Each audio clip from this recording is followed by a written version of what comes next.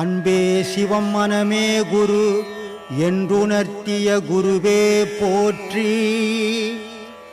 சத்தும் சித்தும் எதுவென்று உணர்த்திய குருவே போற்றி.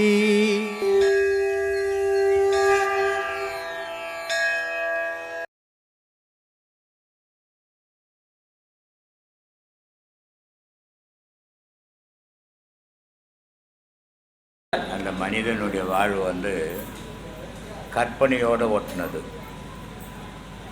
அந்த கற்பனையில் என்ன பண்ணிவிடுவான், சின்ன சின்ன ஒரு சந்தோஷமான விஷயம் வீட்டில் நடக்குதுன்னு சொன்னால் இவன் இல்லாத கற்பனையெல்லாம் கூட சேர்த்துக்குன்னு கக்கா முகான்னு கண்ணு தெரியாத கால் தெரியாத குதிப்பான். அதே நேரத்தில் சின்ன சின்ன ஏதாவது துக்கமான ஒரு விஷயம் நடந்துச்சுன்னா அதில் தேவையில்லாத கற்பனையெல்லாம் சேர்த்துக்கணும் ஒரு மாதம் எழுந்துக்காத உட்காந்து அழுவான். இதுதான் மனிதனுடைய வாழ்வு. ஆனால் இந்த பாடத்தில் வந்தால்னா அந்த கற்பனைகள் இருக்காது.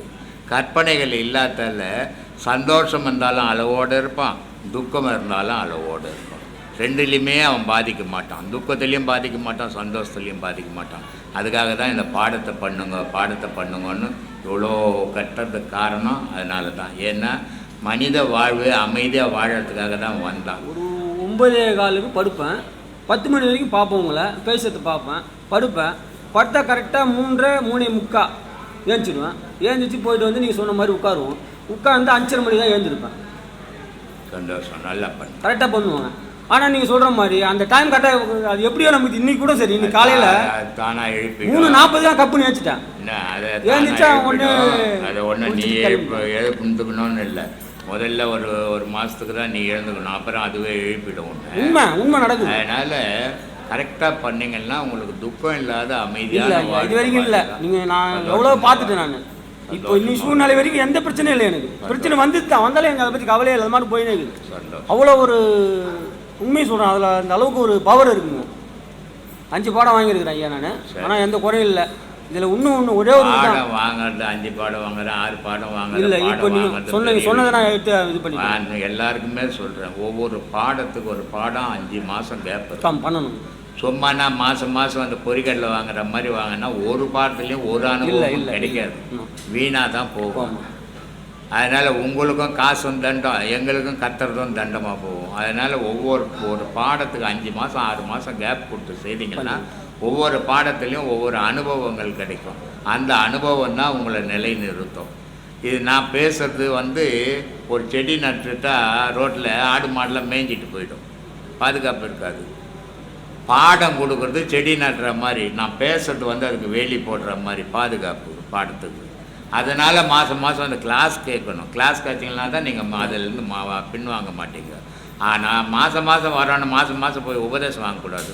உபதேசம் வாங்கினீங்கன்னா அதில் ஒன்றும் யூஸே ஆகாது, பிரயோஜனம் இல்லாத போயிடும். அதனால் ஒரு பாடம் 5 மாதம் 6 மாதம் கேப் கொடுத்துவாங்க. என் மனசை கட்டுப்படுத்தினால தான் என் குணம் மாறுதா, இல்லை என் குணத்தால் தான் என் மனசை கட்டுப்பட முடியுமா? இது 2 கேள்வி. குணத்தாலையும் மனசு கட்டுப்படாது, மனசாலையும் குணம் கட்டுப்படாது, பாடத்தால் தான் கட்டுப்படும். ஏன்னா இது 2க்குமே, குணத்துக்கும் மனசுக்கும் அடிப்படை பேஸு உன்னுடைய மூச்சு தான். உன்னுடைய மூச்சு அடங்காத குணமும் மாறாது, மனமும் மாறாது. அதனால் மூச்சு அடங்கணும். மூச்சு அடங்கினா மனம் அடங்கும், மனம் அடங்கினா குணம் அடங்கும், குணம் அடங்கினா புலன் அடங்கும். இப்படி ஒன்றுலேருந்து ஒன்று லிங்க்கு. இது ஏதோ ஒன்று எடுத்து வச்சுக்கிறப்ப வேலை இல்லை. இது தனித்தனி பொருள் கிடையாது, எல்லாம் ஒன்றா ஒரே லிங்கில் இருக்குது. அந்த லிங்க்குக்கு அடிப்படை பேஸ் மூச்சு. அந்த மூச்சு அடங்கணும். முதல்ல மூச்சு உன்னை விட்டு வெளியே போகாமல் உள்ள அடங்கினால்தான் மனம் அடங்கும், மனம் அடங்கினால்தான் குணம் அடங்கும், குணம் அடங்கினால்தான் புலன் அடங்கும். இப்படி ஒன்றில் லிங்க். ஒரு ஊரில் ஒரு நாள் திருவிழா நடக்கும் கோயிலில், ஒரு 3 நாள் ஒரு 9 நாள் கோயில் திருவிழா நடக்கும் வச்சுங்க. அந்த கோயில் திருவிழா நடக்கும்போது ஒருத்தர் செத்துடுறாங்க ஐயா அந்த ஊரில். உடனே நான் பண்ணுறாங்க, தீட்டாகி போச்சு, அவங்க குடும்பம் எரிச்சிட்டு தான் பொம்மை செஞ்சு இழுத்துட்டு தான் கோயிலில் சாமி வெளியே ஊரில் கொண்டு வர சொல்கிறாங்க ஐயா. செத்தவங்க குடும்பம் கஷ்டப்படுது. அவங்களே கேட்குறது தானே. இல்லை அது எல்லாருமே நடந்துட்டு இருக்கு ஐயா. இல்லைப்பா, அந்த கோயில் பூஜாரிய என்ன அப்போ கோயில் திருவிழா பண்ணும்போது சாவறான் நிறுத்திடுற அப்படி நீ அங்கேயே கேட்டீங்கன்னா அதுக்கு பதில் கிடைச்சுமா? அதை கேட்கறதுக்கு இங்கே வந்து விழுப்புரத்தில் இருந்த இல்லை ஐயா, நான் திருவிழாலாம் பண்ணுறது இல்லையா? திருவிழா நாடகம்லாம் ஊரில் சாவறது இல்லையா? இல்லை தீட்டுன்றாங்க. இப்போ வந்து எது நடந்தாலும் நாடகம்லாம் சாவரவன் செத்துக்குன்னு தான் இருப்பான், பிறக்கிறவன் பிறந்துக்குன்னு தான் இருப்பான். இது எங்கே தீட்டு வரும்? தீட்டு திருவிழா பண்ணுறான்னு அவன் தீட்டு இல்லையா? அவங்க அம்மா 10 மாதம் தீட்டு போயிருந்தா இவன் இருந்திருப்பானா? இப்போ நீ பேசுங்கிறிய உங்கள் அம்மாவுக்கு 10 மாதம் தீட்டு போயிருந்தா நீ இருப்பியா? அப்புறம் நீ தானே முழு தீட்டு. அப்புறம் நீ என்ன திருவிழா பண்ணுறது? செத்தவன் நான் தீட்டு. அதை எல்லாம் சும்மானா எவனா புளி வச்சதெல்லாம் எடுத்து வந்து என்கிட்ட கேட்குற? இல்லை அதுதான் கேட்குறாங்க, தீட்டு சொல்கிறாங்க. இல்லை செத்துறாங்க ஒன்னவனை கேட்கணுன்ற நான். இப்போ நான் சொல்கிறதில்ல தீட்டே கிடையாதுன்னு நான் தீட்டுன்னு சொல்கிறான்னா அவனை கேட்கணும். ஏன்டா உங்கள் அம்மாவுக்கு தீட்டு போயிருந்தா நீ இருப்பியாடான்னு கேட்டீங்கன்னு சொல்கிறான், பதில் சொல்கிறான். அவன் பூஜை பண்ணலாமா? தீட்டாச்சு அவன் பூஜை பண்ணலாமா? போய் கேட்க வேண்டியது தானே திருப்பி. என்கிட்ட வந்து கேட்குறியப்பா? இல்லை அதுமாரி அவங்க நம்பிக்கை மூட நம்பி வச்சாங்க இல்லையா? அதுமாரி பண்ணுறாங்க ஐயா, மூட நம்பி வச்சுருக்காங்க. அப்படிலாம் பண்ணுவாங்க. பண்ணுறாங்க தப்பா. நீ ஏன் அதில் போய் கலந்துக்கிற? அவன் பண்ணுறது உனக்கு பிடிக்கலன்னா நீ விட்டுட்டு ஒதுங்கிப்போ. இல்லை பிடிச்சதுன்னா அதில் போய் கலந்துக்கோ. ஊரில் ஒரு மோசமான ஒருத்தன் தான். அந்த ஊருக்கு ஒரே ஒரு கிணறு மட்டும் இருந்துதான். காலையில் எழுந்த உடனே என்ன பண்ணுவாங்க ஜனங்கள்லாம் அங்கே தான் வந்து துணி துவைக்கிறது தண்ணி எடுக்கிறது எல்லாம் பண்ணுவாங்களாம். இவன் என்ன பண்ணுவானா டெய்லி போய் அது ஒரு பழக்கம் ஆகிடுச்சான். டெய்லி என்ன பண்ணா ஊரில் இருக்கிற மாட்டு சாணத்தெல்லாம் எடுத்துன்னு போய் அந்த கிணத்தை சுற்றி இருக்கிற அந்த தரை மேலே அந்த துணி துவைக்கிற கல் மேலே எல்லாத்தையும் போட்டு வந்துடுவாங்க. ஜனங்களும் என்னென்னவோ சொன்னாங்களாம், அடித்தாங்களாம், திட்டினாங்களாம், தண்டனை கொடுத்தாங்களாம். இருந்தாலும் அவனால் அந்த பழக்கத்தை மாற்றிக்கவே முடியல. ஒரு நாள் செத்து போயிட்டான். சாவு போகிறதுக்கு முன்னாடி அவன் சொல்கிறான், நான் அவன் புள்ளைய கூப்பிட்டு, டேய் நான் வாழற வரைக்கும் இந்த ஊரோட சாப்பாடுலாம் வாங்கிட்டேன், இப்போ நான் சாவு போகிறேன், நல்லா தெரிஞ்சு போச்சு, எப்படின்னா என் பேரை நீ காப்பாற்றிரு.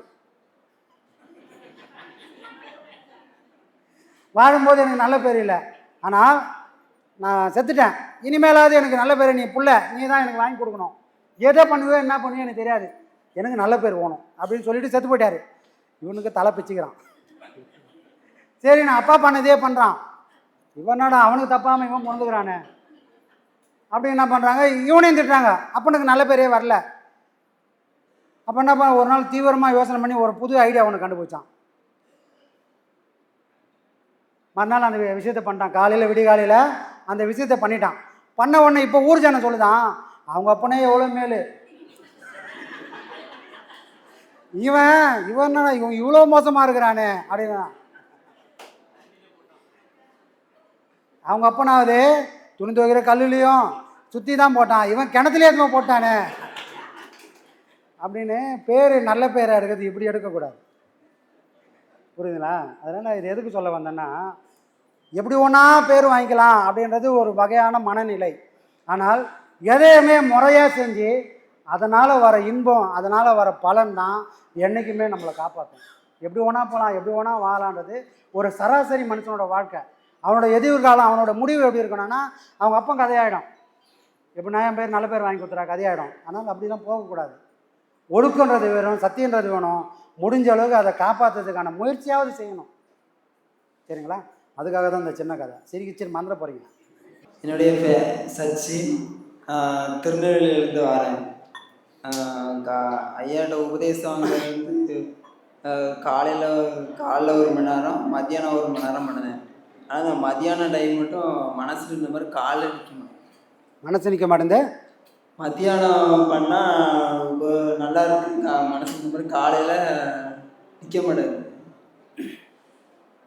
உங்களுக்கு தோதா ஒரு டைம் கிடைக்குதுன்னா அந்த டைமில் முதல்ல பழக்கம் பண்ணிங்க. ஒரு பயிற்சியை செஞ்சு பழக்கம் பண்ணிட்டீங்கன்னா ஒரு கொஞ்சம் காலத்துக்கு அப்புறம் நீங்கள் எந்த டைமில் ஒன்றா செய்யறதுக்கு அது தயாராகிடும்.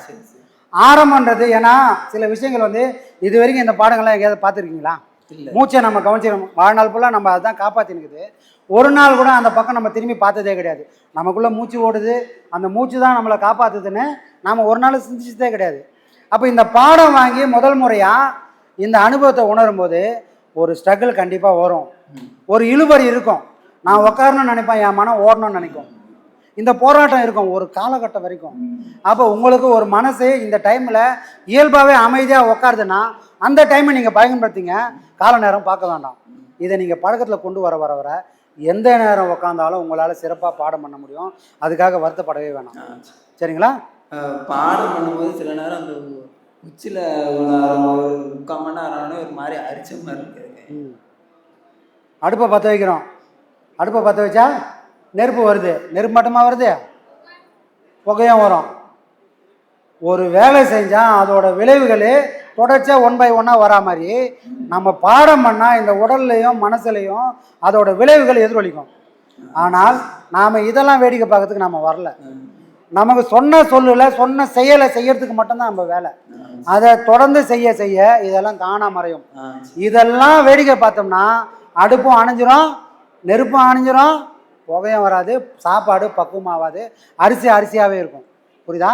அப்போ எந்த பாடத்தை எப்படி செய்ய சொன்னாங்களோ அதை செய்யறது மட்டும்தான் நம்ம வேலை. சுற்றி வேடிக்கை பார்க்கறது நம்ம வேலை இல்லை. அதுக்காக நம்ம வரவும் இல்லை. ஏன்னா நான் கேட்கணும் தான் கேட்டேன். இல்லை, தெரிஞ்சுக்கிறது நல்லது. இது உங்களுக்கு மட்டும் இல்லை, இப்போவே நிறைய பேர் கேட்காம இருப்பாங்க. அவங்களுக்கு தெரியணுன்றதுக்காக தான் சொன்னோம். சரிங்களா? எதை பண்ணாலும் அதோட தொடர்ச்சியாக இந்த உடலில் நிறைய மாற்றங்கள் வரும். ஆனால் அதெல்லாம் நம்ம நம்ப ஆரம்பிச்சிட்டோம்னா பாடம் கெட்டு போயிடும். பாடம் கெட்டு போச்சுன்னா கற்பனையிலே வாழ்ந்து காலம் கழிஞ்சிரும். நமக்கு உண்மையான, ஏன்னா நிறைய பேருக்கு அந்த மாதிரி, நிறைய பேருக்கு பாடமே நிறுத்தி வச்சிருக்கிறோம். அவங்க சொல்கிற கதையெல்லாம் மந்திரவாதி கதையாக இருக்கும். அதனால் கற்பனைக்கு இங்கே இடமே இல்லை. குருநாதர் உபதேசம் கொடுக்கும்போது இதை தான் பார்க்கணும், இதை தான் கவனிக்கணும்னு சொன்னாங்கன்னா நம்ம கவனம் 1 மணி நேரம் பண்ணோன்னா 1 மணி நேரமும் அங்கே தான் பார்க்கணும், அங்கே தான் கவனிக்கணும். இதை செய்யும்போது இந்த உடலில் பல விஷயங்கள் நடக்கும். அதெல்லாம் வேடிக்கை பார்க்கறதுக்காக நம்ம வரல. நம்ம ஒன்றும் சுற்றி பார்க்கறதுக்காக வந்தோம் இங்கே இல்லை. சுற்றி என்னென்ன நடக்குது அப்படின்னு வேடிக்கை பார்க்கறதுக்காக நம்ம வரல. ஒரே புள்ளியில் ஒரே சிந்தனையோட ஒரே செயலை நம்ம செஞ்சால் மட்டும்தான் அதோட பலனான ஞானத்தை வைராகியத்தை நமக்கு அறுவடையே செய்ய முடியும். சரிங்களா? அதனால் இந்த பாடத்தில், நம்ம பாடத்தில் கற்பனைக்கு வேலையே கிடையாது. சரியா? சொன்னதை செய்யணும், அவ்வளோதான். சரி, நன்றி. நல்லதுதான். ஆத்மா.